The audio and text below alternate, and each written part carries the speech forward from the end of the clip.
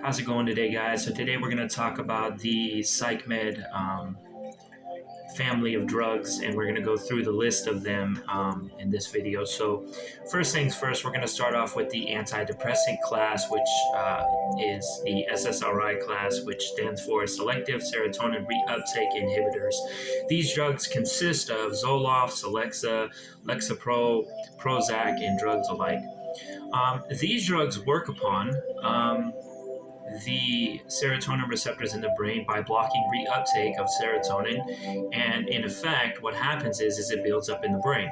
However, the downside to this is that the brain senses this and then it makes less of its own serotonin by shutting down serotonin receptor sites, and then you're left with a troublesome effect when you get off of the medication because you make less serotonin than when you started the medication.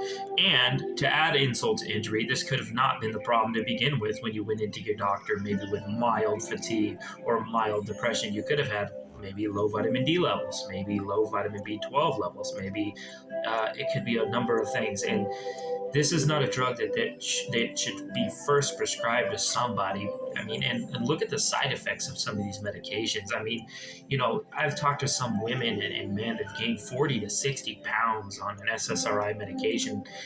They lose mostly all their sex drive. I mean, those things alone are depressing in itself. When you think about it, and also another big side effect is personality numbing. So it numbs you too much where you can't feel anything.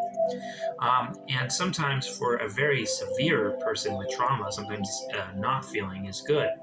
But with somebody with mild issues going on, and doctors tend to prescribe these medications. I think they did a meta-analysis and it showed 60% of Americans are taking a SSRI medication, and they prescribe these off the top, not even warning that they have a severe withdrawal. And they refuse to call it a withdrawal. They call it discontinuation syndrome. I want to know what the difference is. What's the difference between discontinuation syndrome and a withdrawal? You're stopping a medication and you feel horrible. The withdrawals from these medications, you get brain zaps, you get vertigo, dizziness, throwing up, you can't sleep, all of these things because you are not making enough serotonin anymore. So tread with caution before you take one of these medications unless you absolutely need it. Okay. Next class of medications we're going to go over is antipsychotic medications, which are D2 antagonists. And these drugs consist of Seroquel, Zyprexa, Abilify, Geodone, and medications alike. These medications, they work upon the D2 receptors in the brain. They block dopamine levels in the brain. Some of them work upon also the D3 and D4 receptors as well in the brain. And it can be a very very harmful medication if you really don't need this medication. Because, for example, let's say somebody has a sleep problem. I've seen them be prescribed for sleep problems, okay? For sleep problems, these medications I've seen prescribed for. Let's say the person didn't make enough dopamine to begin with that can cause some of the same symptoms, and you give them a medication that blocks the dopamine even more. And what this can cause is involuntary body movements because dopamine is very important for body movement and how the muscle functions and they move. So the side effect, that's one side effect of these drugs. Also, another side effect is another gnarly condition called tardive dyskinesia, which is shaking, permanent shaking, and sometimes this can be permanent in some cases. So these medications, the withdrawal from these medications, what happens is that your body senses that dopamine receptors are being blocked, and then when you try to get off the medication, you're actually making more dopamine levels than when before you got on them, because the body senses, right, that it's getting its dopamine levels blocked. So what it does in response, the body's smart. It's gonna reach homeostasis or balance. It grows back more dopamine receptors while you're on the medication. This is why they have to keep upping the dose with these medications, as well as with SSRIs as well. They got to keep upping the dose for them to work, to keep working. It's not a long-term solution for some people, right? With these medications, you should really tread with caution. I mean, some of these side effects of these medications, diabetes, weight gain up to 60 to 70 pounds. I mean, they really should be careful with these things, because there's other things that can cause psychotic symptoms. You could have heavy metals. You could have all types of other issues that we can speak about in other videos. But before you jump to these medications, or your children get on these medications, you need to tread with caution with these ones as well. Okay, so the next class of medications we're going to go over is benzodiazepines. Okay, these are very common nowadays for people with anxiety and stuff, because they work very well and very quick. Okay, so benzodiazepines work upon the GABA receptors in the brain.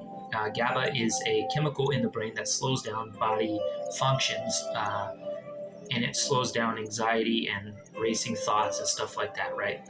So this is what GABA does, and this is what benzodiazepines work upon. Okay, now when you take a benzodiazepine for long term, it's the same exact thing as I just mentioned with the other medications, is that your body senses it's getting an outside source from the from the benzodiazepine, so then it starts shutting off its own receptor sites of GABA. So when you get off these medications, the withdrawal can actually be deadly. So tread with caution before you get on these medications, because just like alcohol withdrawal, this withdrawal can be deadly. Okay, and the reason is simple. So when you don't make enough GABA, okay, you are prone to having seizures. Okay, because there's another chemical in your brain called glutamate. Okay, one is excitatory, one is inhibitory. So this means one is stimulatory, one is like the brakes. One slows it down, one speeds it up. So they need to be like this. Okay, when you get off benzodiazepines, it's like this. Glutamate levels are very high, GABA levels are very low. As you can see, this is a recipe for disaster.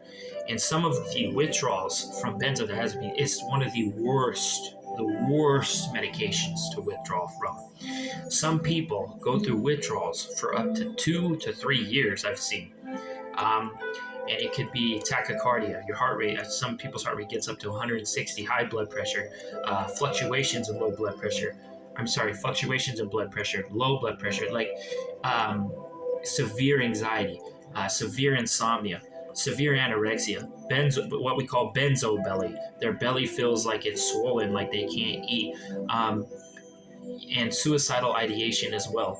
These drugs should be used with caution. Okay, so you really need to get to the bottom of why you're having the mental or maybe lack of energy symptoms before you jump to these medications, because realistically, because I've seen often enough it be something as simple as just low vitamin D or low iron, or perhaps it could be something more complex, like heavy metals in the body, which you can find with the hair mineral analysis test. And then once you find them, then you need to go on a detox protocol and a nutritional balancing protocol to get these metals out, because heavy metals have a tendency to cause a lot of psychiatric symptoms and also physiological symptoms in the body as well. So always try to look for the cause and stop trying to cover up the symptoms with any type of conditions. Now, little disclaimer here. If you are severely depressed, if you are severely psychotic, if you are in a severe anxiety state to where you cannot function, then yeah, sometimes people need medication. Sometimes they need medication. But when they're on the medication, they should also address the root cause of why they got on the medication. So as always, my friends, I wish you guys to stay healthy, and if you guys like this video, please like and subscribe, and you guys stay